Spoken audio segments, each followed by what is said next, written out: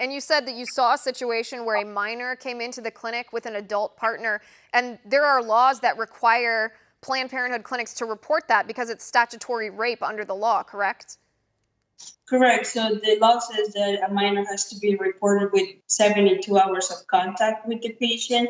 Patient had been seen in a different location and it was not reported until she came through the doors of the Glendon facility. I reported that to the supervisors and, at that moment we went ahead and reported, but it was 2 weeks later that the first day she had been in contact with one of our clinics. Right, and that And is, like you said, that is a violation of the law because the law says 72 hours. So you said you became more vocal about this, particularly you said in November. What happened when you became vocal? Did you report this to your supervisors, and what did they do?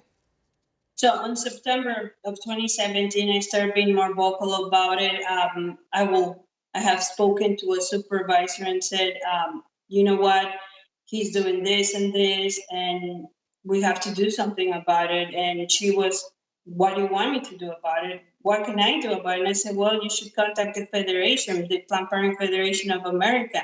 They're the big umbrella that should revise whatever the affiliates are doing in each state. And I had suggested that, and they didn't want to do that at that moment because they had an accreditation that wasn't quite completed.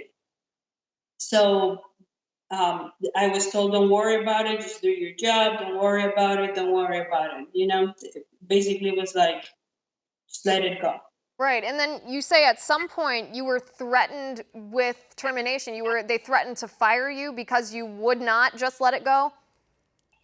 Well, they first gave me a huge final write-up on September 22nd with a long list of things that supposedly I was doing wrong.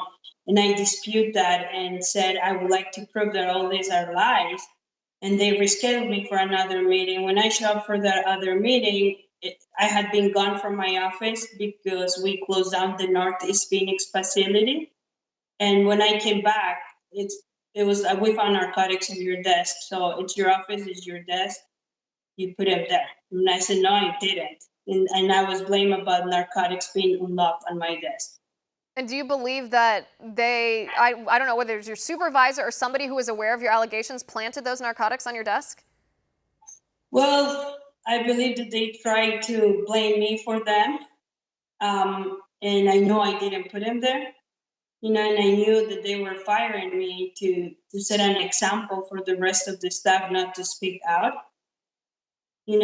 So I had been warned by a couple nurses before when I was being very vocal. Hey, don't say that. People get fired from talking like that.